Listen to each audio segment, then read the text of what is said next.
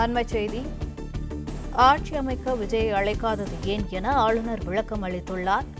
விஜயிடம் என்ன கேட்கப்பட்டது என்று ஆளுநர் அர்லேகர் விளக்கம் ஒன்றை அளித்துள்ளார். விஜய் பெரும்பான்மையை மட்டுமே நிரூபிக்க வேண்டும், யார் யார் ஆதரவு தருகிறார்கள் என்பதை விஜய் தெரிவிக்க வேண்டும் எனவும், விஜய் ஆதரவு கடிதங்களை மட்டுமே தரலாம், 118 பேரையும் விஜய் அழைத்து வர வேண்டியது இல்லை என ஆளுநர் தெரிவித்துள்ளார். அண்மைச் செய்தியாக பார்த்து வருகிறோம்.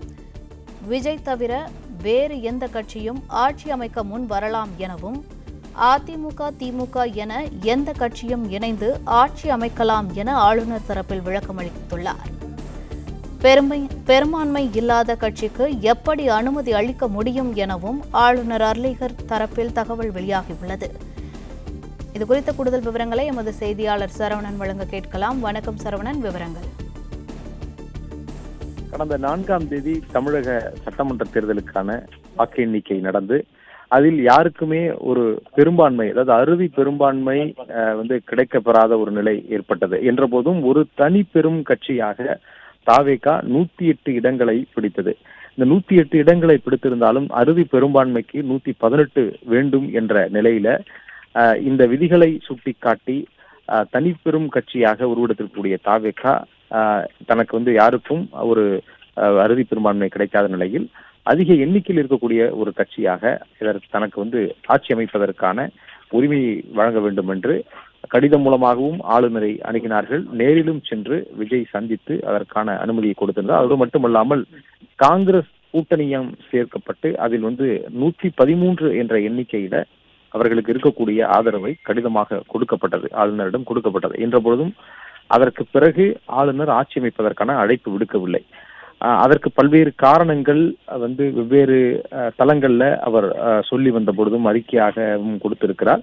தற்பொழுது ஆங்கில தொலைக்காட்சி ஒன்றுக்கு அவர் ஒரு பெரிய விளக்கமாக அவற்றை கொடுத்திருக்கிறார். விஜயை ஆட்சி அமைக்க அழைக்காதது ஏன் என்பது தொடர்பான அந்த விளக்கம் அதிலே இருக்கிறது.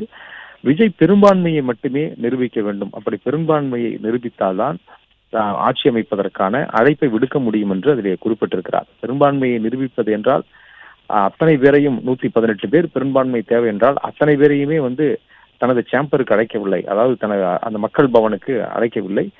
118 பேர் ஆதரவு இருக்கிறது என்பதற்கான ஆவணங்களை கொடுத்தால், அந்த கடிதத்தை கொடுத்தால் போதுமானது என்று அவர் கூறுகிறார்.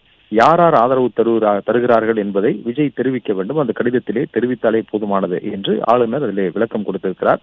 அதே போன்று இந்த விஜயை நான் தடுக்கவில்லை. அவர் பதவியேற்பது தொடர்பாகவோ அல்லது அடுத்த கட்டமாக அவர்கள் ஒரு தனிப்பெரும் கட்சியாக உருவெடுத்திருக்கக்கூடிய நிலையில அவர்கள் பதவி இருப்பதற்கான உரிமை இருக்கிறது. ஆனால் பெரும்பான்மையை காண்பிக்க வேண்டும். பெரும்பான்மையை காண்பிக்காததான் தான் இது போன்ற விவரங்களை அவர்களிடம் கேட்பதாகவும் அதை பெரும்பான்மையை நிரூபிக்க வேண்டிய ஒரு சூழலில் அவர்கள் இருப்பதால் அதை கேட்பதாகவும் ஆளுநர் தெரிவித்திருக்கிறார்.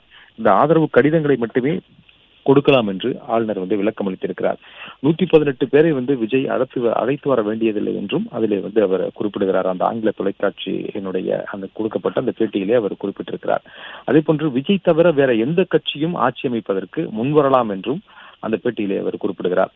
அதிமுகவோ அல்லது திமுகவோ என எந்த கட்சியாகவும் இணைந்து அவர்கள் ஆட்சி அமைப்பதற்கான சூழல் இருக்கிறது. அப்பொழுது அவருடைய கேள்வி முன்வைக்கப்பட்டது, அதிமுகவும் திமுகவும் இணைந்து ஒரு தனிப்பெரும்பான்மையை காண்பித்தால் ஆட்சி அமைப்பதற்கான அனுமதி வழங்கப்படுமா அல்லது அவர்களுக்கு ஆட்சி அமைக்க அழைப்பு விடுக்கப்படுமா என்று கேட்கும் பொழுது அதிமுக திமுக என இணைந்து ஆட்சி அமைக்கலாம், அதற்கான சாத்தியமும் இருக்கிறது என்று ஆளுநர் அவற்றிலிருந்து குறிப்பிடுகிறார்.